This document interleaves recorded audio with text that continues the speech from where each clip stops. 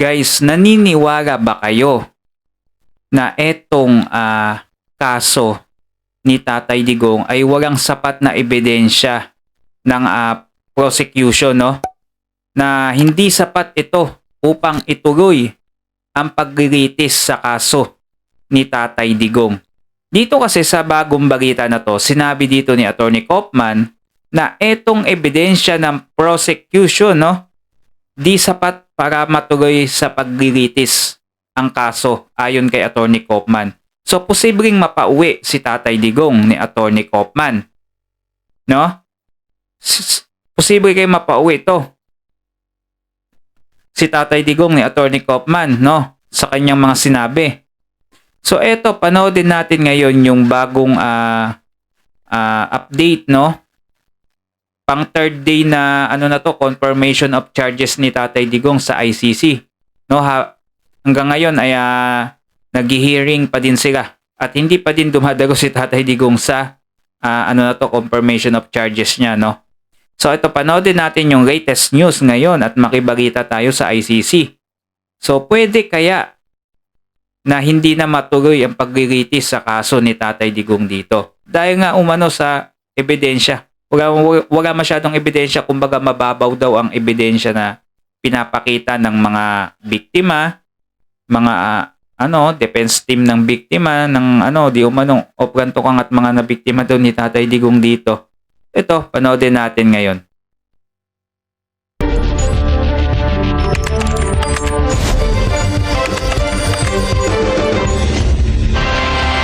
Depensa naman ni dating Pangulong Rodrigo Duterte ang nagharap ng kanilang argumento ngayong ikatlong araw ng confirmation of charges hearing sa ICC. Kabilang sa iginiit ng kanyang abogado, hindi sapat ang hawak na ebidensya ng prosekusyon para magtuloy ang paglilitis ang reklamo. Mula pa rin sa The Hague, nakatutok live si Mariz Umali. Mariz.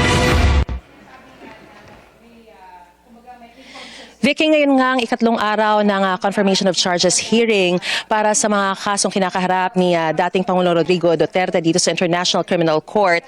Ang depensa ang naglatag ng kanilang mga ebidensya at argumento kung bakit dapat daw i-dismiss ng pretrial chamber 1 ng ICC ang tinawag nilang politically motivated charges. Laban politically motivated ang tawag dito ng defense team ni Attorney Kaufman sa ginawang kasukasuhan daw ni Tatay Digong.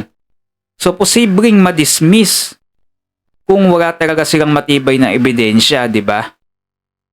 So, tignan natin kung may papanago to ni Attorney Kaufman. Ating Pangulong Rodrigo Duterte at kung bakit hindi daw dapat ito makumpirma at tumuloy sa isang trial proper. Paalala pa ni Defense Lead Counsel Attorney Nicholas Kaufman, walang kailangang patunayan ang depensa dahil ang burden of proof ay nasa prosekusyon.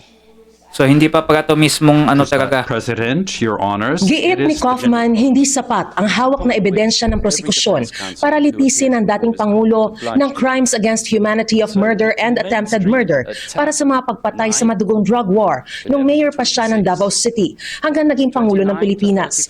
Sabi ni Kaufman, wala raw dahilan para dalhin si Duterte sa ICC kundi lang dahil sa nakagugulat na pananalita nito.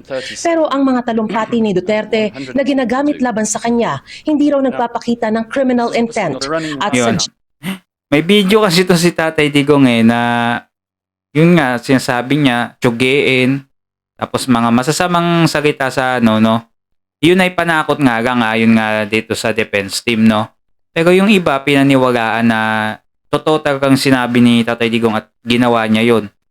So mukhang naman, no, mukhang may punto dito si Attorney Kaufman na wala ang sapat na ebidensya talaga upang ito'y magpatuloy pa, no? Kasi ang ebidensya lang naman na pinapakita nila yung mga video, di ba? Ewan ko kung papaniwala ng ICC to, ng mga judge ng ICC. Kaya raw pinili ng prosekusyon ang gagamiting sample sa korte para umakma sa kanilang naratibo. At hindi nito pinansin ang mas marami raw na pahayag ni Duterte na nagdidiin sa prinsipyo ng self-defense na naaayon sa batas. Sa 20 speeches daw na ipinresenta ng prosekusyon, nakakita ang depensa ng 35 na nagpapakita ng paghimok ni Duterte sa mga alagad ng batas na sumunod sa batas.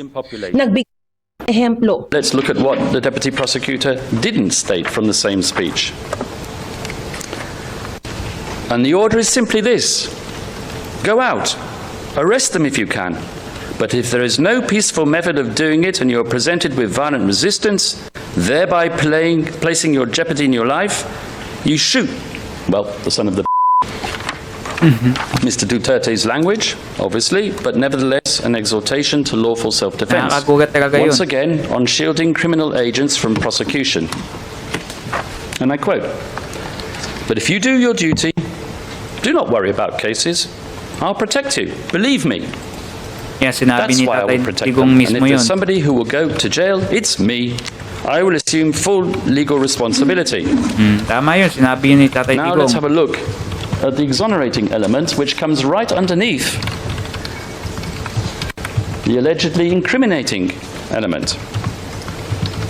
He said, "Just do it right. We have our trainings that you can only kill if your life is in danger, and you are there performing the duty of a law enforcer." Sa mapa namang inilabas ng prosekusyon para ipakitang malawakan ang naging pagpatay sa Pilipinas at sa Davao, sinabi ni Kaufman na wala raw nag-uugnay sa mga insidenteng ito sa extrajudicial killing. Kinontra rin ni Kaufman ang sinasabi ng prosekusyon na ang mga pagpatay ay nakadirekta sa populasyon ng Pilipinas. Yun. Kailangan galingan talaga ni Attorney Kaufman dito, no? Kasi nakasalalay dito ang kanyang kasikatan talaga pag napalaya to si Tatay Digong dito at naipanalo niya tong laban na to. Isipin nyo, may lumalabas na bali-balita na yung bayad daw nito ni Attorney Kaufman isang buwan, 145 million pesos, no? So sa tingin nyo, totoo kaya yung bayad na yun ni Attorney Kaufman?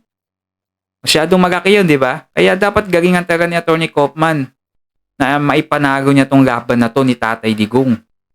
Ang katwiran niya, ang target ay limitado sa isang grupo lamang ng mga umano'y kriminal. How does one define a suspected drug pusher Yun naman pala. or suspected criminal for the purposes, let us say, of count one? It is not as if criminals have identifying features such as a shifty look or a 5 o'clock shadow or a sack marked swag. In other words, the definition suspected drug pusher or suspected criminal entails the exercise of discretion on the part of the perpetrator implementing the organizational policy. In our submission, there has to be, at the very least, an objectively discernible characteristic which unites the members of the targeted group such that they can be deemed a civilian population for the purposes of the attack. Leaving the determination of membership of a civilian population to the people who pulled the trigger introduces a degree of random selection. The prosecution must prove that the attack was not directed against a limited Defense group team of ng randomly mga biktima, selected persons. Dagdag ni Kaufman, hindi raw naiugnay ng prosekusyon ang mga sinabi ni Duterte tungkol sa paghabol sa mga kriminal at sa aktwal na pagpatay sa kanila. It is not enough simply to assert that Rodrigo Duterte said outrageous things and that deaths occurred, and so, as a result, he must be criminally responsible. The prosecution has to show which one of Duterte's statements, orders, or commands were given to a specific individual who then went out and pulled the trigger or communicated the command to someone else who also went out and pulled the trigger, killing one of its 78 identified victims. That would have been the classical way to prove a causal link between stuff that came out of Rodrigo Duterte's mouth and the deaths pertinent to the case. Ang sinasabi ng depensa, wala raw nakuha ang prosekusyon na witness na nagsasabing narinig nila mismo si Duterte na na nag-utos ng pagpatay kaugnay ng mga insidenteng tinukoy Yan. ng prosekusyon sa kanilang akusasyon. Yan, wala mismong may pakitang witness na nadinig nila mismo talaga, no? Kaya posible talaga na managaw to din si Attorney Kaufman. May mga panlaban kasi siya, no? So comment down below kayo guys, no, kung ano masasabi nyo dito. Pabor ba kayo dito sa sinasabi ni Attorney Kaufman? Comment down below kayo sa video natin. Huwag nyo na din kalimutan mag-subscribe nang lagi kayong updated sa mga susunod pa nating mga video.